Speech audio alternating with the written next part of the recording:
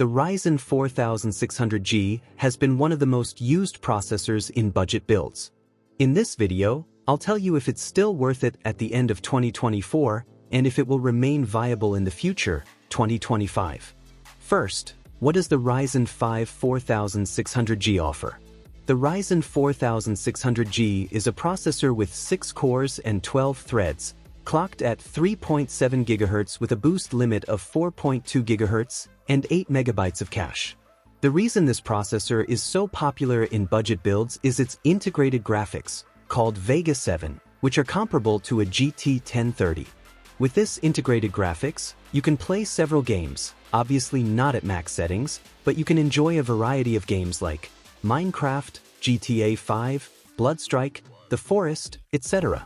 It can also perform quite well when it comes to video editing, not in 4K but in 1080p. So this processor is that good and has no issues? No, this processor has problems. There are two major issues to consider before buying it. Then tell me, what are the two major problems you keep talking about? First, the version of PCI Express used by the processor. This processor uses PCI Express 3.0, which is an older version compared to 4.0 and 5.0. Although it is still functional, it has some limitations. Like what limitations? For example, modern AMD graphics cards, like the RX 6000 series, are designed to take advantage of PCI Express 4.0. Using PCI Express 3.0, you cannot maximize their performance potential. So the graphics don't work well? It works, but not at its maximum performance. You might see a reduction in performance in tasks that require high bandwidth. I think I understand. Are there more limitations with PCIe? Yes, the same goes for modern M.2 NVMe SSDs. PCIe 4.0 SSDs have significantly higher read and write speeds. And what happens if I use a PCIe 4.0 SSD with PCIe 3.0? The SSD will be limited to PCIe 3.0 speeds, meaning you won't be able to take advantage of its maximum speeds. I understand. So what is the second problem? The second problem is the platform the processor uses, which is AM4. And why is that a problem? This affects several things, such as not being able to use DDR5 memory and not being able to have the latest AM5 generation processors. Does the processor have any good features? Of course, it has good things like the price. This processor costs around $80 to $110, and since it is based on the AM4 platform, RAM and motherboards are usually cheaper. I understand. Thank you very much. Alright, now for the second point, is it worth buying the Ryzen 5600G or the 4600G? Let's compare these two processors, as they are quite similar. First, the cores and threads. Both have the same number of cores and threads.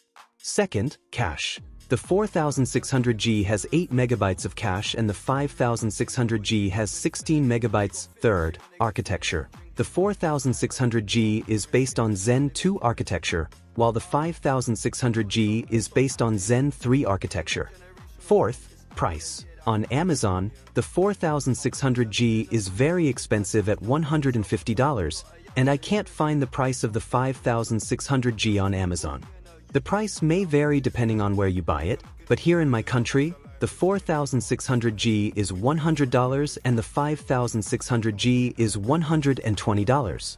In games, the difference in frames is 5 or 6, but in productivity, the 5600G is slightly better. So, is it worth buying the 4600G or the 5600G? It will depend on the price of each. For example, if the Ryzen 4600G costs $100 and the 5600G is $120, I would go for the 4600G because you save $20. But if the price difference is not significant, I would go for the 5600G. Keep in mind that these processors with integrated graphics are only meant to be used while you save up for a good graphics card and a better processor. In conclusion, the Ryzen 4600G is worth it, but it depends on your needs. You have to consider everything mentioned in this video and do your own research.